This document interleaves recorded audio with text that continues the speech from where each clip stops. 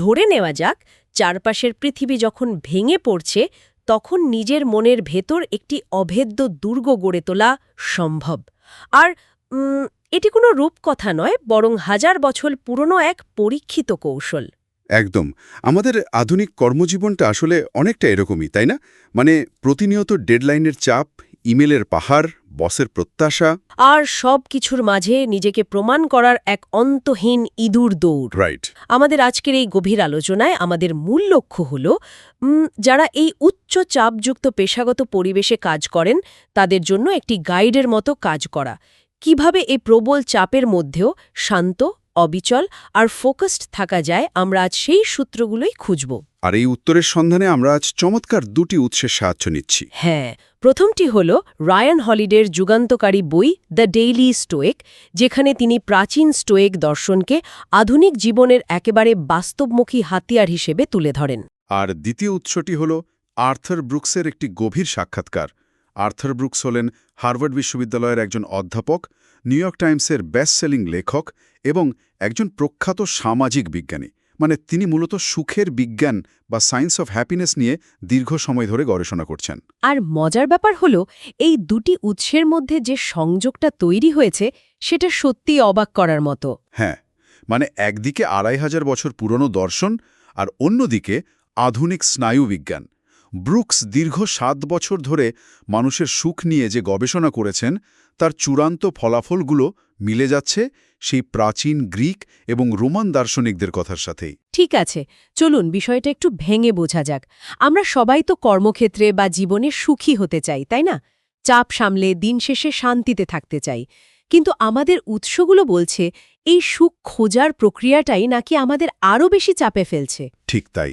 সমস্যা হলো আধুনিক মানুষ চরম মানসিক চাপে ভোগে, কারণ সুখ জিনিসটা আসলে কি তা নিয়ে আমাদের ধারণাতে একটা মস্ত বড় গলদ রয়ে গেছে। আচ্ছা, মানুষ আসলে কেন এত দ্রুত ভেঙে পড়ে? কারণ আমরা ধরে নিয়েছি যে সুখ মানেই হলো সবসময় হাসি খুশি থাকা, কোনো রকম নেতিবাচক অনুভূতি না থাকা, কোনো কষ্ট না থাকা। ব্রুকসের মতে আধুনিক সমাজ আমাদের মস্তিষ্কে ঢুকিয়ে দিয়েছে যে খারাপ অনুভূতি মানেই হলো জীবনের কোথাও কোনো মারাত্মক ভুল হচ্ছে। রাইট, আমরা সবসময় পারফেক্ট একটা জীবন খুঁজি। কিন্তু বিজ্ঞান বলছে সুখ নিছক কোনো সাময়িক অনুভূতি নয়। সুখের ৩টি প্রধান স্তম্ভ রয়েছে: উপভোগ, সন্তুষ্টি এবং অর্থ বা মিনিং। আর সবচেয়ে বিস্ময়কর ব্যাপার হল প্রাচীন গ্রিক দার্শনিক অ্যারিস্টটলের মতে ইউডাইমোনিয়া বা একটি অর্থপূর্ণ জীবনের জন্য কষ্ট বা সাফারিং একেবারে অপরিহার্য। ওয়েট, একটু থামুন। কষ্ট অপরিহার্য মানে আমরা তো সারা জীবন এই কষ্ট থেকেই পালাতে চাই। আধুনিক প্রযুক্তি, আরামদায়ক অফিস সবকিছুই তো তৈরি হয়েছে আমাদের কষ্ট কমানোর জন্য। আর ঠিক এই জায়গাটাতেই আমরা ভুল করছি। ব্রুকস তার গবেষণায় দেখাচ্ছেন যে কর্মক্ষেত্রে বা জীবনে কোনো বাধা না থাকলে, কোনো সংগ্রাম না থাকলে আসল অর্থটা কখনোই তৈরি হয় না। বুঝতে পারছি। মানুষ যখন শুধু আনন্দ বা আরামের পেছনে ছোটে তখন সে আসলে সন্তুষ্টি পায় না। স্নায়ুবিজ্ঞানের ভাষায় সন্তুষ্টি আসে ডোপামিনের সেই রিলিজ থেকে, যা কোনো কঠিন কাজ বা সংগ্রামের পর আমরা অর্জন করি। তাহলে কি সুখ হলো থ্যাঙ্কসগিভিং ডিনারের সুগন্ধের মতো? মানে সুগন্ধ যেমন আসল খাবার নয়, এটি শুধু জানান দেয় যে ওভেনে ভালো কিছু রান্না হচ্ছে। ভালো অনুভূতিও কি সুখের কেবল একটি প্রমাণ মাত্র? দারুণ একটা অ্যানালজি দিয়েছেন। হ্যাঁ, আসল খাবারটা তো গভীরে লুকিয়ে আছে, যা ওই সংগ্রামের আগুনে সেকে তৈরি করতে হয়। তার মানে যারা শুধু ওই সুগন্ধ বা সাময়িক অনুভূতির পেছনে ছোটে তারা একসময় হতাশ হয়। একদমই তাই। কারণ অনুভূতি তো ক্ষণস্থায়ী। আজ প্রমোশন পেলে ভালো লাগবে, কাল নতুন একটা সমস্যা এলে আবার মন খারাপ হবে। অর্থপূর্ণ জীবনের জন্য কষ্টকে জীবনের একটি অংশ হিসেবে গ্রহণ করতে হয়। এটাই তাহলে স্ট্রেস ম্যানেজমেন্টের প্রথম ধাপ। রাইট। কর্মক্ষেত্রে যখন কোনো বড় প্রজেক্টের চাপ আসে বা কোনো কঠিন ক্লায়েন্টের মুখোমুখি হতে হয়, তখন সেই চাপকে পালানোর বিষয় না ভেবে তা থেকে শেখার চেষ্টা করতে হবে। কিন্তু এই মেনে নেওয়ার মানসিকতা তৈরি করা তো মুখের কথা নয়। মানে একদিন সকালে উঠে ভাবলাম আমি সব চাপ জয় করব, আর অফিসে গিয়ে বসের একটা কথায় আবার ভেঙে পড়লাম, এতে তো কাজ হবে না। হ্যাঁ, মস্তিষ্ককে তো প্রতিনিয়তই শিক্ষাটা দিতে হবে। আর ঠিক এই কারণে শুধু দর্শন দিয়ে কাজ হয় না, প্রয়োজন হয় একটি সুনির্দিষ্ট রুটিনের। এখানেই রায়ান হলিডের দ্য ডেইলি স্টোইক বইটির ব্যবহারিক দিকটি সামনে আসে। আচ্ছা, স্টোইকদের মতে তো আমাদের নিয়ন্ত্রণের বাইরে যা আছে তা নিয়ে দুশ্চিন্তা করাটা শক্তির সবচেয়ে বড় অপচয়।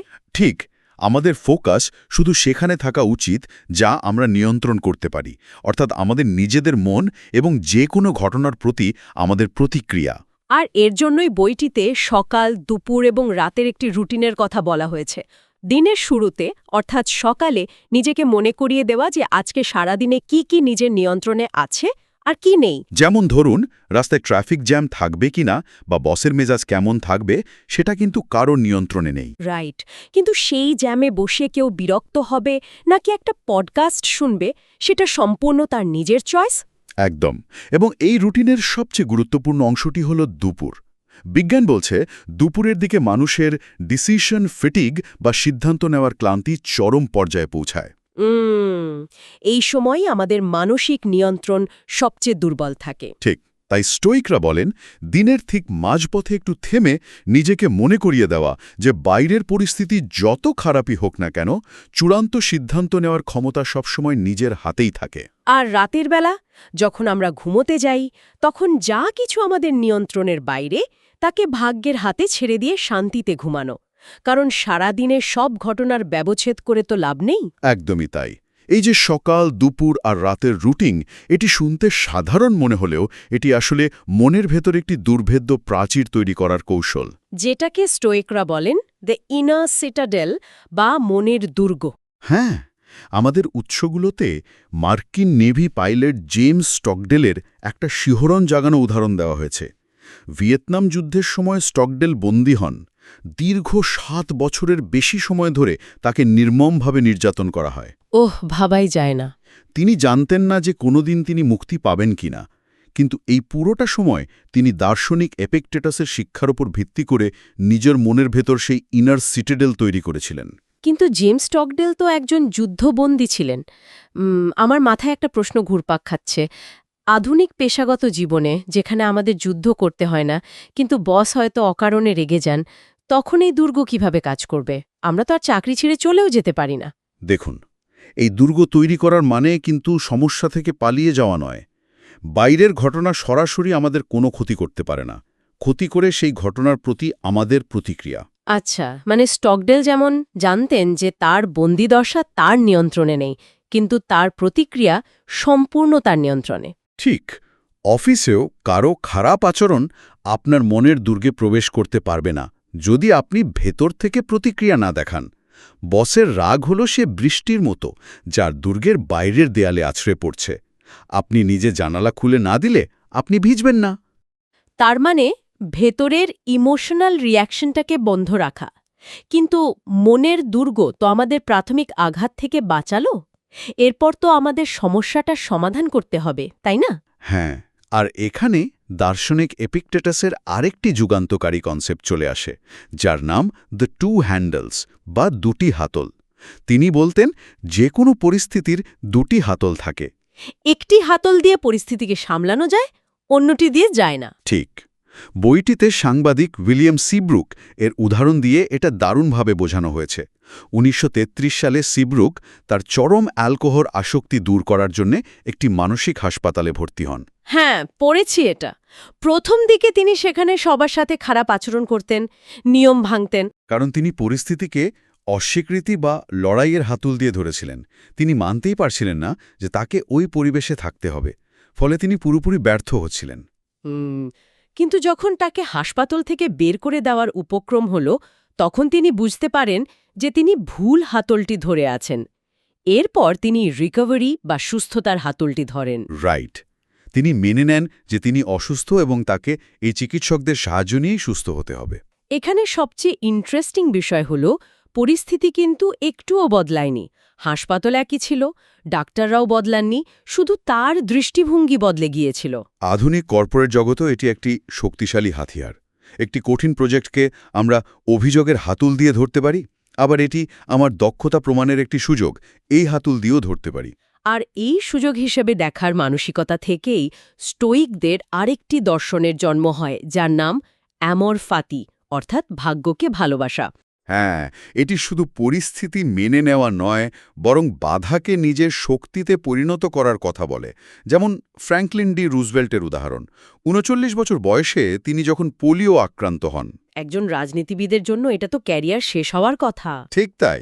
কিন্তু রুজভেল্ট জানতেন যে রোগটি তার নিয়ন্ত্রণে নেই। তিনি তার ভাগ্যকে শুধু মেনেই নেননি, ভালোবেসেছিলেন। তিনি সেই হুইলচেয়ারে বসেই ৪ বার প্রেসিডেন্ট নির্বাচিত হন। এখানেই বিষয়টা সবচেয়ে কৌতূহলোদ্দীপক হয়ে ওঠে। এই যে অ্যামোর ফাতি, এটি কি পরোক্ষভাবে প্যাসিভ হয়ে যাওয়া বা হাল ছেড়ে দেওয়া নয়? মানে, আমি আমার বসের অত্যাচার মেনে নিচ্ছি কারণ আমি আমার ভাগ্যকে ভালোবাসি। এটা তো এক ধরনের দুর্বলতা। আমি খুব আনন্দিত যে আপনি এই পয়েন্টটি তুলেছেন, কারণ অধিকাংশ মানুষ ঠিক এই জায়গাটিতেই সবচেয়ে বড় ভুলটা করেন। অ্যামোর ফাতি মানে মোটেও হাল ছেড়ে দেওয়া নয়, আচ্ছা। বরং এটি হল বাস্তবতাকে মেনে নিয়ে সেখান থেকে সর্বোচ্চ ফলাফল বের করার চরম সক্রিয় একটা চেষ্টা। মার্কাস অরেলিয়াস বলতেন, যা আমাদের পথে বাধা হয়ে দাঁড়ায় সেটি আমাদের পথ হয়ে ওঠে। তার মানে কেউ যদি জ্যামে আটকে পড়ে, অ্যামোর ফাতি মানে এই নয় যে সে গাড়িতে বসে কাঁদবে। একদমই না। এর মানে হলো সে প্রথমে মেনে নেবে যে জ্যাম তার নিয়ন্ত্রণে নেই, এখানে রেগে গিয়ে লাভ নেই। এরপর সে ওই সময়টাকে কাজে লাগাবে, হয়তো আগামীকালের মিটিংয়ের প্ল্যানটা মাথায় গুছিয়ে নেবে। এটি প্যাসিভ নয়, এটি চরমভাবে অ্যাক্টিভ। বুঝতে পেরেছি। স্ট্রেস ম্যানেজমেন্টের এই পদ্ধতিগুলোকে যদি আমরা আরও নিখুঁত করতে চাই, তবে আমাদের দৃষ্টিভঙ্গির আরও একটু বিস্তার ঘটাতে হবে।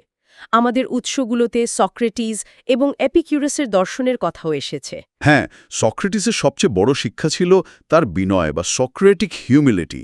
তিনি বলতেন, আমি শুধু একটাই জিনিস জানি, তা হলো আমি কিছুই জানি না। এই একটা বাক্য মানুষের ইগোকে পুরোপুরি ধ্বংস করে দেয়। আধুনিক কর্মক্ষেত্রে এই ইগোই তো সবচেয়ে বড় সমস্যার কারণ। রাইট। মনোবিজ্ঞানী উইলিয়াম জেমস যাকে মি সেলফ এবং আই সেলফ হিসেবে ব্যাখ্যা করেছেন। মি সেলফ হলো সেই অবস্থা যেখানে নিজের ইগো খুব বড় থাকে। যেমন মিটিংয়ে কেউ ভুল ধরিয়ে দিলে মি সেলফ প্রচণ্ড রেগে যায়। আর অন্যদিকে আই সেলফ হলো এমন একটা অবস্থা যেখানে মানুষ নিজেকে শিক্ষার্থীর জায়গায় রাখে। ঠিক, ওই একই মিটিংয়ে আই সেলফ সেই ভুল ধরাটাকে নিজের কাজ আরও ভালো করার তথ্য হিসেবে গ্রহণ করবে। আপনি যখন সক্রেটিসের মতো মেনে নেবেন যে আপনি সব জানেন না, তখন আপনি আর ডিফেন্সিভ আচরণ করবেন না। এর সাথে খুব দারুণভাবে যুক্ত হয় এপিকিউরাসের দর্শন। অনেকেই এপিকিউরাসকে বেপরোয়া আনন্দের পূজারী বা হেডোনিস্ট ভাবে। কিন্তু ব্রুকস পরিষ্কার করেছেন যে মানুষ এপিকিউরাসকে সম্পূর্ণ ভুল বুঝেছে। এপিকিউরাস আসলে শিখিয়েছেন উপভোগ বা এনজয়মেন্ট আর তাৎক্ষণিক আনন্দ বা প্লেজারের মধ্যে পার্থক্য। স্নায়ুবিজ্ঞানের দিক থেকে এর ব্যাখ্যাটা অসাধারণ। তাৎক্ষণিক আনন্দ হল আমাদের মস্তিষ্কের লিম্বিক সিস্টেমের কাজ, যা শুধু দ্রুত তৃপ্তি খোঁজে, যেমন জাঙ্ক ফুড খাওয়া। কিন্তু উপভোগের সাথে যুক্ত থাকে আমাদের প্রিফ্রন্টাল কর্টেক্স। উপভোগের জন্য মানুষের সচেতন প্রচেষ্টা লাগে। এপিকিউরাসের বাগানে কোনো আতিশয্য ছিল না। সাধারণ খাবার আর গভীর আলোচনা, বর্তমান মুহূর্তটিকে উপভোগ করাটাই ছিল লক্ষ্য। কিন্তু পেশাগত জীবনে বর্তমান মুহূর্তে ফোকাস করাটা এত কঠিন কেন? মানে, মানুষকে তো হোমো প্রসপেক্টাস বলা হয়, কারণ আমাদের মস্তিষ্ক একটা টাইম ট্রাভেল মেশিনের মতো। এর কারণ হল আমাদের মস্তিষ্কের গঠন। আমাদের মস্তিষ্কের ডিফল্ট মোড নেটওয়ার্ক স্বয়ংক্রিয়ভাবে ভবিষ্যতের বিপদ নিয়ে ভাবতে শুরু করে। মানে মস্তিষ্ক প্রাকৃতিকভাবেই ভবিষ্যতের দুশ্চিন্তা করে। হ্যাঁ, কারণ মস্তিষ্ক ডিজাইন করা হয়েছে আমাদের বাঁচিয়ে রাখার জন্য, সুখী করার জন্য নয়। তাই ইপিকিউরাসের মতো সচেতন চর্চা করে মস্তিষ্কের এই ডিফল্ট মোডকে থামিয়ে বর্তমানকে উপভোগ করতে হয়। আজকের এই পুরো আলোচনা থেকে আমরা দারুণ কিছু বিষয় পেলাম। সকাল দুপুর রাতের স্টোয়েক রুটিন, পরিস্থিতির সঠিক হাতলটি ধরা, মনের ভেতর দুর্গ তৈরি করা, আর ইগোকে দূরে সরিয়ে বর্তমানকে উপভোগ করা। এবং সবচেয়ে বড় শিক্ষা হল, পরিস্থিতি আমাদের নিয়ন্ত্রণ করতে পারে না, যদি না আমরা পরিস্থিতিকে সেই ক্ষমতা দিই। একেবারে শেষে, যারা আমাদের এই আলোচনা শুনছেন তাদের ভাবনার জন্য একটি চমকপ্রদ বিষয় তুলে ধরতে চাই: মেমেন্টো মোরি বা মৃত্যুর স্মরণ। স্টোইকরা সবসময় নিজেদের মনে করিয়ে দিতেন যে কোনো দিন তাদের জীবনের শেষ দিন হতে পারে। এটি শুনতে নেতিবাচক লাগলেও আসলে তা নয়।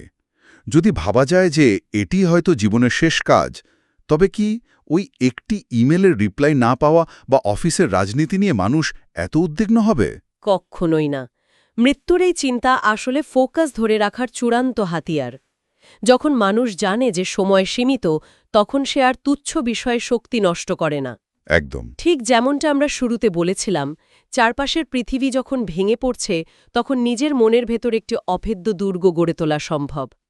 আমাদের আজকের এই বিস্তারিত বিশ্লেষণটি ধৈর্য ধরে শোনার জন্য আপনাদের সবাইকে আন্তরিক ধন্যবাদ। এই প্রাচীন দর্শন এবং আধুনিক বিজ্ঞান যদি আপনাদের উচ্চচাপযুক্ত জীবনে সামান্যতম দিকনির্দেশনা দিয়ে থাকে তবে আমরা সার্থক। যেসব শ্রোতা ভিডিওগুলো পছন্দ করছেন তাদের প্রতি বিনীত অনুরোধ থাকবে ইংলিশি চ্যানেলটিতে সাবস্ক্রাইব করার জন্য। আপনাদের সমর্থন আমাদের এ ধরনের আরও গভীর বিশ্লেষণ নিয়ে আসতে উৎসাহিত করবে। আগামী পর্বে এমন চমৎকার কোনো বিষয় নিয়ে আবারও কথা হবে।